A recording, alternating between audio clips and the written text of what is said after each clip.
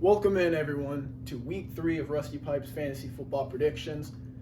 We were not able to film an episode last week. I had a very busy schedule between work and school, but we are back, and I will be doing a double feature today with both the power rankings and the predictions. First up, though, we have the predictions for this week, where our first matchup is Mad Cavs, owned by Carson, now 2-0 and ranked 3rd in the league, going up against Sean God, owned by Reed, who is 1-1. It's going to be a fairly good matchup this week. Sean God has got some favorable matchups like Nico Collins against Minnesota. Very good front seven, but we'll see how the secondary does. And Nico's been on a tear recently. Bijan Robinson looking for another big game against KC. Risky play here is Jerome Ford against New York. Now, New York's defense is not great, but Jerome Ford split carries a little bit more with Deontay Foreman last week, so we'll see if he can reach that 11-point projection. But other than that, I think Regis' team is fine. I'm hoping for a bounce back from Laporta against that very bad Arizona defense. Over on Carson's, though, we have a very volatile quarterback, Anthony Richardson, going against Chicago's defense, who's played fairly well this year. And Anthony Richardson, he's been hot in week 1, cold in week 2. We'll see if he gets back to scoring some good points, especially on the ground. Other than that, Malik Neighbors coming off a big 18-target game. We'll see if he can continue that success against a good Cleveland defense. And the big two ones I wanted to point out were DeAndre Swift against Indy. Hasn't been able to pick anything up recently so far, but if he can get a touchdown, that would be huge for his points right there. I mean, that's another 6 that he might not get in the first 2 games. And Stephon Diggs, we'll see. Like I said, Nico Collins has been doing really well. If Diggs can maintain that wide receiver 2 role. But overall, I give Reach the win this week, improving to 2-1 with a score of 125 to 116.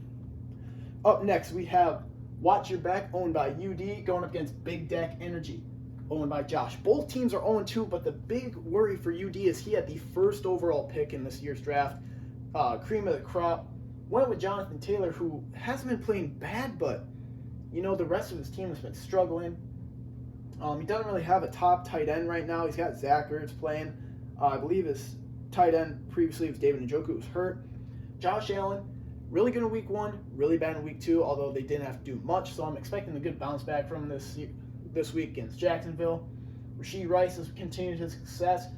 Interesting play is that he has yet to play his keeper, Kyren Williams. We'll see if maybe he slides him into the roster in one of the next week or 2. Cooper does have a favorable matchup against the Giants, so I doubt he'll overtake him in the flex. Derrick Henry is a stingy play against Dallas, who's got a very good defense, though it didn't show last week against New Orleans.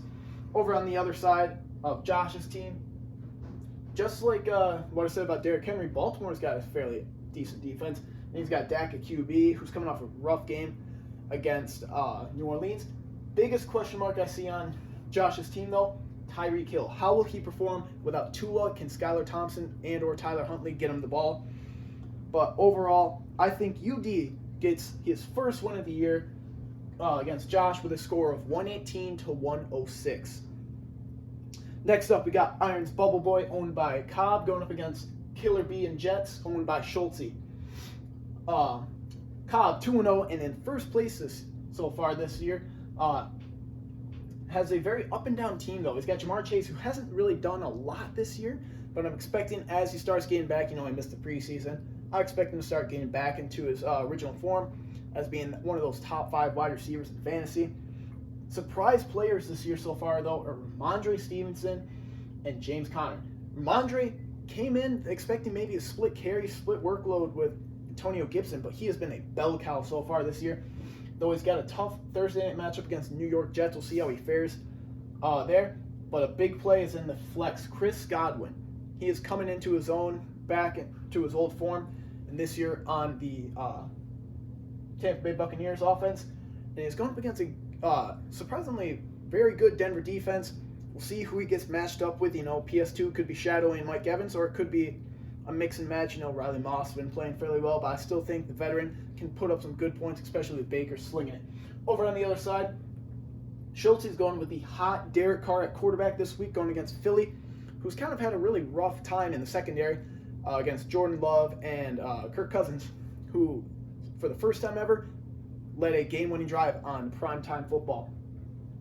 Other on his team is Justin Jefferson. A little bit of an injury scare, but I expect him to play this week, and if Sam Darnold keeps slinging it like he is, he'll put up some good points.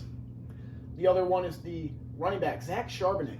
I don't know who Schultz else has on the bench to maybe take over for him, but it doesn't look like much unless he wants to throw Zamir White, who's been very underperforming this year.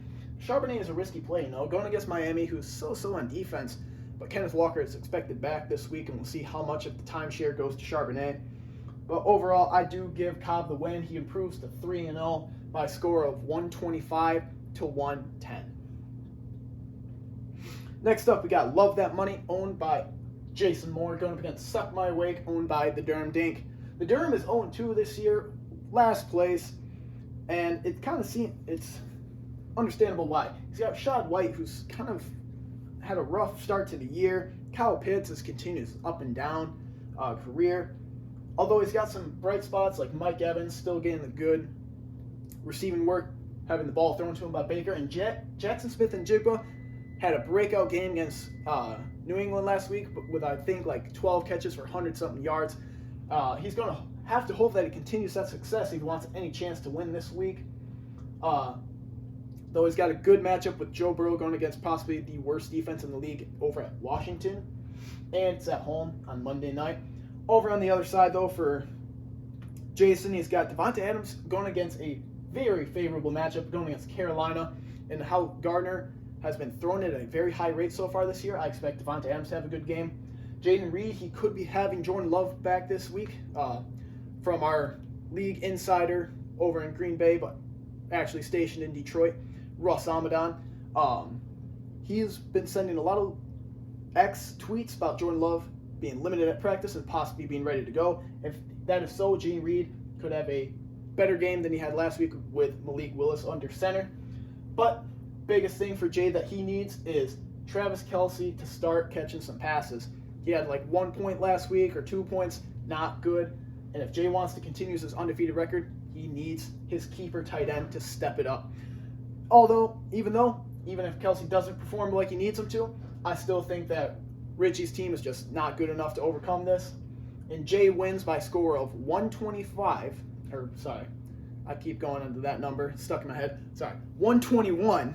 to 100. I don't think Richie even makes his 107 projection.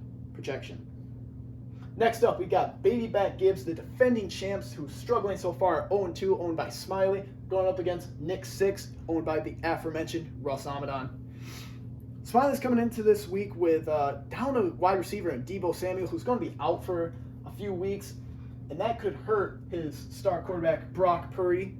But they're going up against a Los Angeles Rams team who's struggling on offense after some injuries to the receivers. So that could affect Purdy's numbers. If the Rams can't get the ball moving and 49ers get ahead early, they could just try and run out the clock with Jordan Mason. But luckily for him, he's got Jordan Mason right there at the running back position, so it could be a little give and take. But he better hope Purdy throws some touchdowns early if he wants some points from his quarterback, because he probably won't get them later on in the game. Other on his team, we got a risky play of Quentin Johnson from the Chargers. Had a big game, 2-touchdown game last week against the Panthers, but I don't see him repeating that kind of success against a good Pittsburgh defense. He's also got Jahmyr Gibbs going against a favorable matchup against Arizona, and I expect him to really reach that 16-point projection, which could be huge for Smiley. But on the other side, Russ has just overall got a good lineup and matchups. He's got Kyler Murray and Amon-Ra playing against each other. And that works out because Arizona, like I said before, bad defense, and Kyler going against a Detroit defense that's kind of been struggling. And Kyler's coming off a huge game against that Rams defense where he put up about 35 points. Though, we got star running back Devon Achane, who's coming off a big workhorse-type game against Buffalo. Although they lost, he was carrying the rock late into the game, even in the blowout, showing that the Dolphins trust in him to carry the heavy workload. And Achane stayed healthy, which is great news for Russ. Though, he's got Isaiah Likely still at tight end. We'll see if that can work out. He kind of came back down to earth last week, and they're going against a good Dallas defense. We'll see if he can maintain or reach at least maybe half the numbers he put up in week 1. Maybe a touchdown in there if Lamar can get him the ball, but I feel like Mark Andrews is slowly going to come back into his own and put up some more points. Overall, though, I think Russ gets the win this week, improves to 2-1 by a score of 119 to 108. And finally, in this week's predictions. We got Coxman Cobb, OnlyFans, owned by myself, going up against Only Cavs, owned by my father, Mr. Clean. Coxman Cobb is 2-0 so far off of a dominant win last week over Richie. And he's got an all-right roster going into this week, going off of matchups. He's got James Cook coming off a huge Thursday night performance last week against the Dolphins, going against a Jacksonville defense that's kind of been struggling this year. So I expect James Cook to put up some similar numbers, especially if Josh Allen continues to let him run into the end zone instead of himself. He's also got Devonta Smith, who's with no A.J. Brown, has become the wide receiver one on Philadelphia, going against New Orleans. And while the New Orleans defense has been playing fairly well, one of the games is against Carolina, so we'll see how they do against a more high-powered Philly offense, especially if Smith gets a more higher target share. Biggest question marks for Michael this week, though, is Najee Harris now in the starting lineup with Isaiah Pacheco going on IR.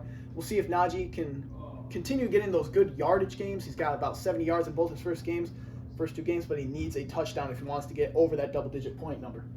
Over on the other side, though, we got Only Cavs 5% off. His roster has been fairly decent this year. He's got Jamo, who's having a breakout season for the Detroit Lions. But he's got T. Higgins, who might finally play for the first time this year after being out the first 2 weeks. We'll see if he's healthy, and if he is, that's a huge win for Mike, as he's got T. Higgins going against what I said before, a bad Washington secondary. Other than that, he's got 2 good running backs, Saquon Barkley and Travis Etienne. Etienne has found the end zone both games this year, and that's been huge for his points because Jacksonville offense has been struggling with yardage, and he needs those touchdowns unless they get it going. Biggest question mark for this week, or down here, his flex and his tight end. Mark Andrews, like I said before, I believe he can start coming into his own and scoring those top 5 fantasy points for tight ends, but against Dallas this week, that is a big question mark. Jerry Jeudy, though, he's starting to build a good repertoire with Deshaun Watson, and he's going against a middle-of-the-road to the back end of the league New York Giants defense. He had about 12, 13 points last week. I think he could reach that mark again, but it could also fall flat. I've seen him do that in Denver. He could easily end up with only 4 or 5 points, and that could be detrimental to Mike's chances of winning this week. Overall, I think Coxman Cobb OnlyFans improves to 3-0, by a score of 128 to 119. That'll do it for this week's fantasy football predictions, and I will catch you next week for week 4. Thank you.